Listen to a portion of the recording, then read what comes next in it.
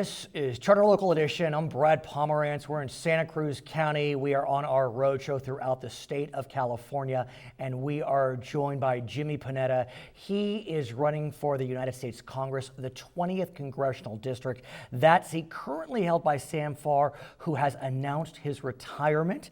We wish you the best of luck in your election. I must ask you, why are you running for Congress? A successful deputy district attorney. You want to move to D.C.? What's going on here? Yeah, well, first of all, thank you. Thank you for having me. I appreciate this opportunity. Sure. It's been great to meet with you and talk to Sure. you as well.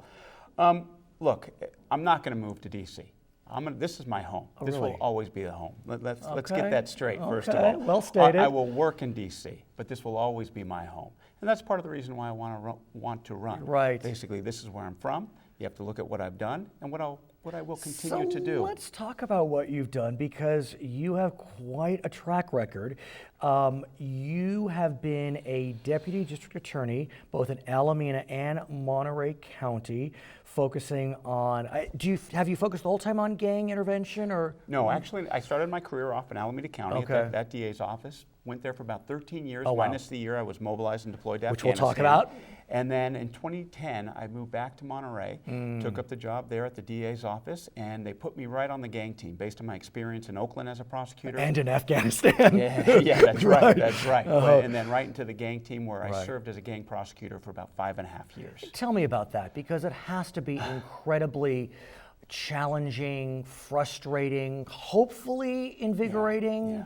Well, look, like I said, I was a DA for over a decade up in Oakland. Right. I figure I had been there, I had done that. Right. I get back to Monterey County, my learning curve was very steep for the first 3 years. You wouldn't think Monterey would be gang central. Exactly, but Salinas, unfortunately, is. Salinas Valley, Right. part of Seaside, part of Marina.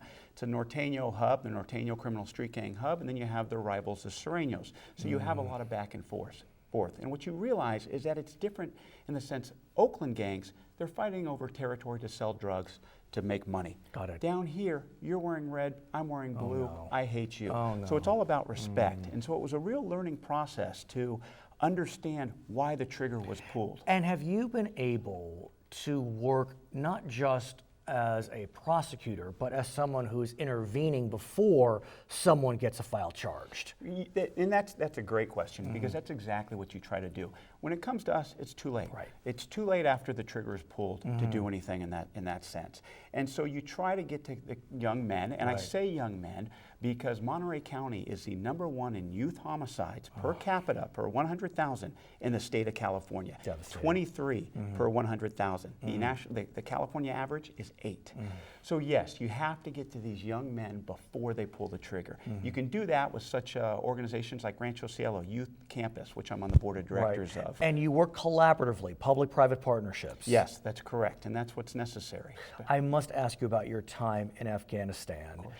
It's stunning to think that you made that trek around the world. It seems as if during some of the scariest years, 2003, that was really a time where a lot of people were not coming home. Yeah. Why did you, sir, decide to do that? Yeah. Well, look, it got to a point where I figured I should do this before it gets too late, and I regret not doing it. It's always something I wanted to do. So I received a direct commission from the U.S. Naval Reserve in 2003. Got to a point where I was wearing the uniform, and I knew other people were wearing the uniform abroad and making a lot more sacrifice than I was. So I volunteered and was mobilized and deployed with the Joint Special Operations Command. So I must ask you, sir, how, assuming victory in November, how will your time in Afghanistan inform you as a member of Congress? It's a great question. And the fact is that I was fortunate enough to work with a special operations team, a team that basically found, fixed, and eliminated high-value targets. And you hear about the special expeditionary targeting forces that are going on in the Middle East right now.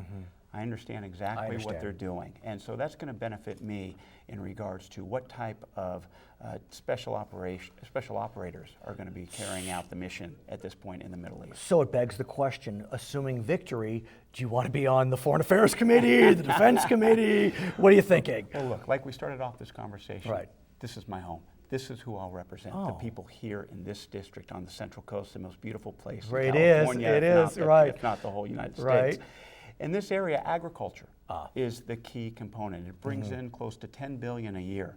And therefore, number one will be my desire to be on the Agricultural Committee as a member of that. And for better or for worse, how do I say this? Not the most popular committee, and casting no aspersions. So presumably you got a good shot as a freshman to be on that committee. Is that fair? You know, I would think so, Right. but not just because it's not popular. It may not Right. be popular in Washington, but it's popular here Right. because that's what the people they need that. So if They I need may, that sir, representation. let's talk about ag, because these have been tough years. The last 4 years with the drought, they've been brutal. And so tell me how your presumed district has done and how it's doing now that we have an El Nino, amen. Let me tell you, the agriculture around here has been off the charts. You talk to- Even during the drought? Yes. Okay. Look, water is an issue, and it Right. always will be an issue. We've never solved the problem. We're always going to be solving that problem. I understand. Okay, we realize that. But the fact is, you talk to these farmers, we're lucky that we have the reserves that we do in the Pajaro Valley Aquifer and the Salinas Valley Aquifer. I understand. And so if you talk to these farmers, like I was fortunate enough to do in taking my agriculture class for the past year, 1 month a day, for the past 9 months, and you had the opportunity to sit down and speak with these farmers, they'll tell you, yes, water is an issue. But the fact is, the most pressing issue for them in this area with these specialty crops that take crops that you have the hand, the human sight, the human sense to pick, strawberries, raspberries, Right. lettuce, because they have to be aesthetically pleasing when they go on the shelves for the customer. They need people to be there and to help them pick the crops. And that so brings it's- us to an immigration question. Exactly. Bingo. And presumably you will be entering Congress. Who knows what will happen, but the Democrats probably will be in the minority. Oh, yeah. You never No, I know. understand. You never know. And so immigration, while in California there's bipartisan support for immigration reform, throughout the rest of the country there's not. So how do you address that immigration labor question? No, and it's unfortunate because in 2013 there was the compromise that was there. They had a deal. Unfortunately, the Republican House leadership did not bring it forward. That led to Obama's executive action, Right. which unfortunately has led now to Paul Ryan not doing anything. The Speaker And of the- it's Speaker in of the House courts. not doing anything. Right. Exactly. Texas v. U.S. Exactly. So what I'm hoping is that when there is a new administration in 2017, and I'm fortunate enough to be in that position Right. as representing this area, that hopefully the Republican leadership at that time will understand the need for the type of reform that's needed, the comprehensive reform. But you feel as if we'll see actual results in 2017 towards bona fide immigration reform? I'm optimistic, and to get into this game, you have to be optimistic, and so I'm hoping so. And I think it's going to be pressing. It's Right. a pressing issue, and they realize that. I'd be remiss if I didn't mention your father. His name is Leon Panetta, and many of us know him well. He's had quite a career as a member of Congress, Chief of Staff, Secretary of Defense, help me out. I mean, a storied career. Yeah. And so talk to me about marching into Washington, D.C. with your father's legacy being so bold and proud. Look, let me tell you, when getting out and talking to people in this district, which I've been doing for the past 5-6 years, then having grown up here, I hear stories all the time about the work that he and my mother, who was his volunteer district director, Fair enough. what they did for them. Literally, people come up to me, they don't talk to me about what my father did as CIA director. They don't talk to me about what he did as Secretary of Defense or Chief of Staff. What they make sure to tell me about is what he and my mother did for them on a personal level. I heard a story yesterday.